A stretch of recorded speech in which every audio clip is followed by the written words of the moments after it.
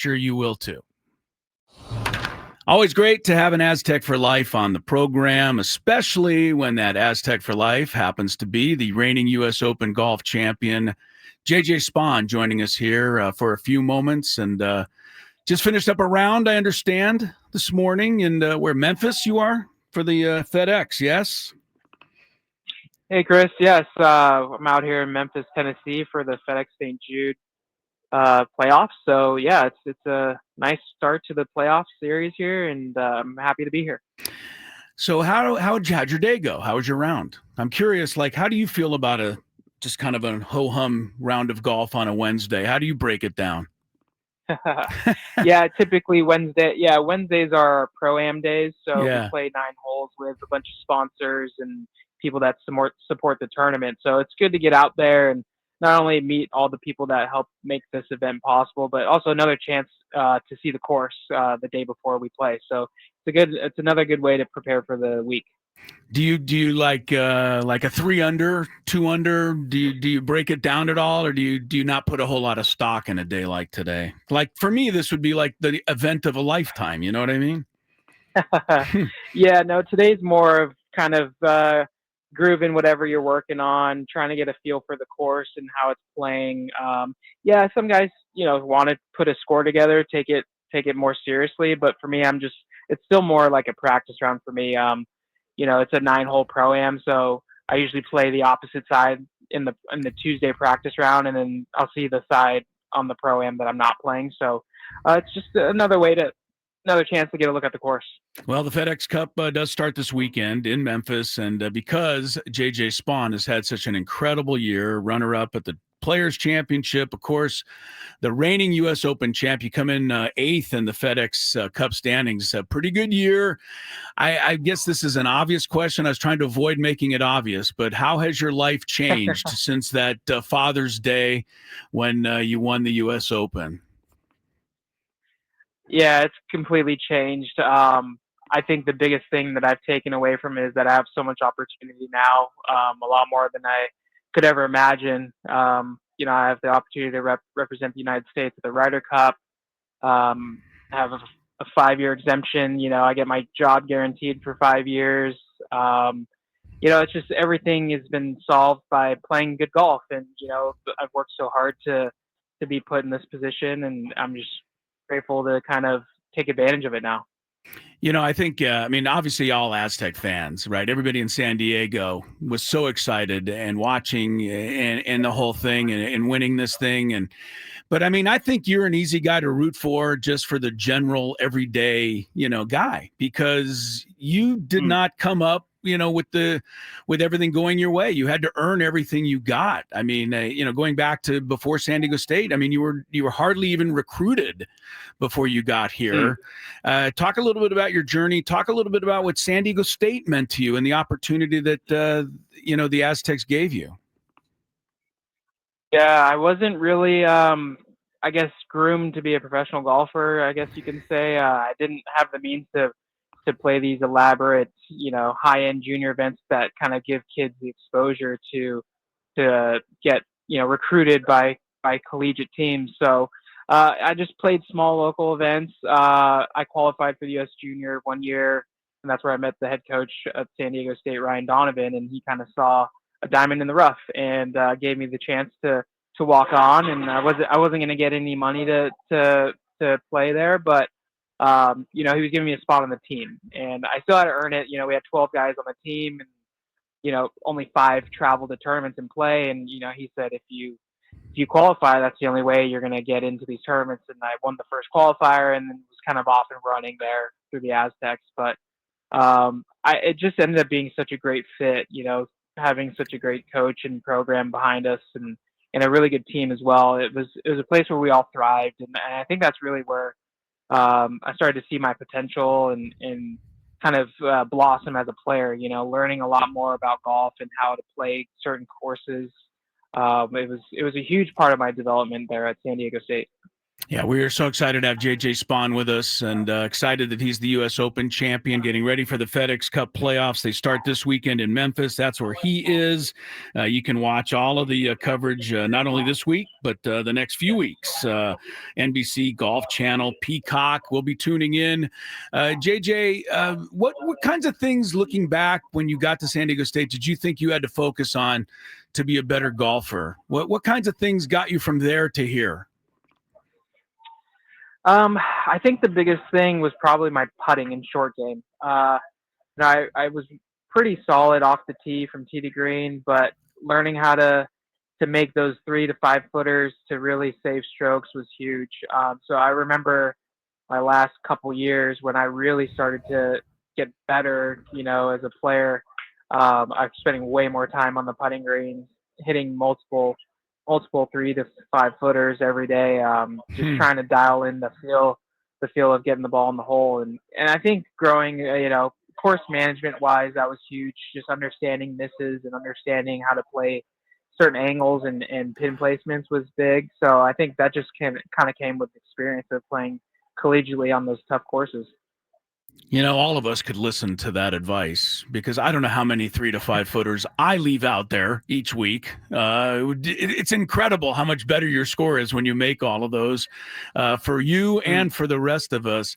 A lot of people, when they were talking about your career, and it took 9 years from when you became a pro, turned pro, and got your card, to winning the U.S. Open. So again, this didn't happen overnight. And a lot of people, were saying you were tough on yourself. You were your toughest critic out there, and people said, you needed to learn how to be okay with, having a bad shot, a bad round. How accurate was that, and how tough was that for you to kind of get through? Yeah, very accurate. I definitely, I feel like my attitude, if I were supposed to give myself a grade on my attitude this year, it'd probably be an A. I feel like that's been the component where, it's easy to get frustrated, it's easy to get angry. I feel like I need to hit every shot perfectly, and when I don't, I usually would kind of get really mad. And next thing you know, that leads into the next shot, and then you end up making a poor decision or a poor swing, and then that costs you another shot. So I think learning how to let things go out there on the golf course has been a huge attribute to my success this season. Yeah, and again, very good advice for all of us weekenders. Let the shot go, get on to the next one. It kind of goes hand in hand. All right, so this takes us to the U.S. Open. I held off asking about it as long as I could, but I'm so excited to talk about it. And it is interesting that the one thing that you felt like you had to overcome was probably the thing that challenged you the most on the final round. I mean, you got off to an incredibly unlucky start, including an approach shot that hit the pin and then somehow rolled about 90 feet away. So you kind of you were face to face. I don't with your demons in a lot of ways early in that Yeah. round, right? Yeah, totally. It was one of those things where you felt like you're trying to do everything right, and no matter how well you did it and how well you executed, it just wasn't working out. And it felt like I was never going to make a par at that point. But honestly, the rain delay that came through was the biggest thing of the week for me. To just kind of get a little time out, go inside for about an hour and a half and try to regroup and reset mentally. And that's what I did. I mean, my coaches were with me in the locker room. We were talking about it, and they said, if you got here Monday morning and said you were going to be 4 shots back of the lead going into the last 10 holes of the U.S. Open, you would take that, right? I was like, yeah, of course. So they were trying to put it in perspective for me, and that kind of helped me shift, my attitude or whatever I was thinking. That felt like, I was the victim all day, whereas, okay, I still have a chance to go get it if I just play a solid back nine. So, it was a perfect little break to the day, and I went out and just ran with what I heard through my coaches mentally, and we ended out on top. Yeah, if you haven't figured it out yet, we're talking to JJ Spaun, the reigning U.S. Open champion and Aztec for life. And all right, so you just said it. You were still down 4 with 9, 10 holes to go. The odds of winning at that point probably aren't great, but you just buckled down. And the first putt you made was, I don't know, the 40-footer that went rolling downhill at about a half a mile per hour. Your thoughts as you struck that ball and watched it, because that seemed to be the turning point, it seemed, in your final round, that one there.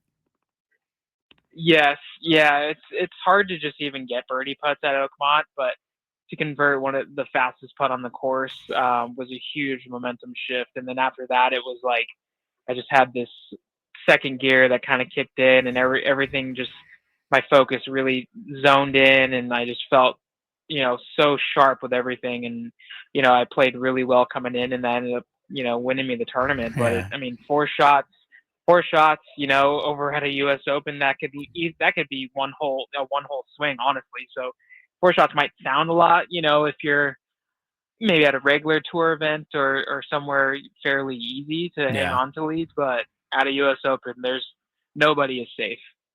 We got to thank you for your shot on 17, your drive, because every one of us, weekenders on down the line, has thought, man, if I could just get everything on this one, maybe I could get it to the green. Now, for you, 300 plus probably is doable, but you still, under those circumstances, had to hit that ball, hit it flush, hit it right, and have the results you had. Let's talk about your mindset going into that shot and your feelings as that thing took off down the fairway. Yeah, it was a hole that was pretty good to me all week. I think I'm pretty sure I birdied it every day. I might have parred it one day. Yeah. But it fit my eye.